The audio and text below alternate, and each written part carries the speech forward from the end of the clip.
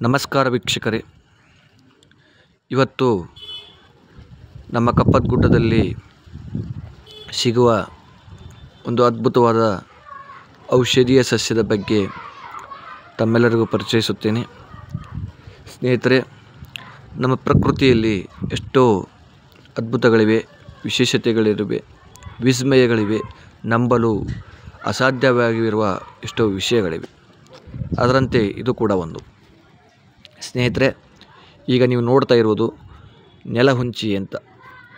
ಸ್ನೇಹಿತರೆ, ಇದರ ಎಲೆಗಳನ್ನು ನಾವು ತಿಂದರೆ ಹುಣಸೆ ಹಣ್ಣು ತಿನ್ನುವ ಥರ ಅನುಭವ ಆಗುತ್ತೆ. ಸ್ನೇಹಿತರೆ, ಹೌದು, ಇದರ ಎಲೆಗಳನ್ನು ತಿಂದರೆ ನಾವು ಹುಣಸೆ ಹಣ್ಣು ತಿಂತಾ ಇದ್ದೇವೆ ಏನೋ ಅನ್ನೋ ಥರ ಅನುಭವ ಆಗುತ್ತೆ.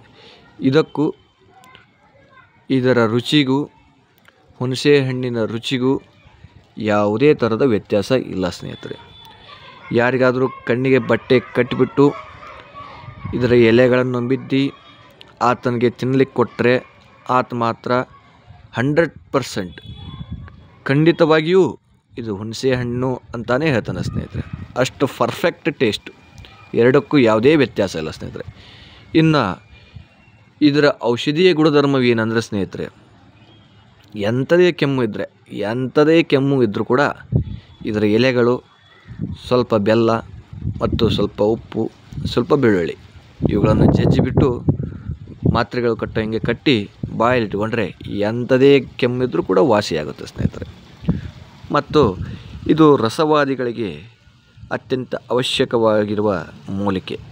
ಇದು ನೆಲಹುಂಚಿ ಅಂತ ಹೇಳಿದ್ನಲ್ಲ ಸ್ನೇಹಿತರೆ, ಇದರಿಂದ ರಸ ಭಸ್ಮವಾಗುತ್ತದೆ, ತಾಮ್ರಗಳೇ ಛೇದಾಗುತ್ತೆ ಸ್ನೇಹಿತರೆ, ವೇದಿ ಆಗುತ್ತೆ. ಇದು ಅತ್ಯಂತ ಶ್ರೇಷ್ಠವಾದದ್ದು. ರಸಭಸ್ಮ ಮಾಡಲಿಕ್ಕೆ ಈ ಮೂಲಿಕೆಯು ಅತ್ಯಂತ ಶ್ರೇಷ್ಠವಾದದ್ದು.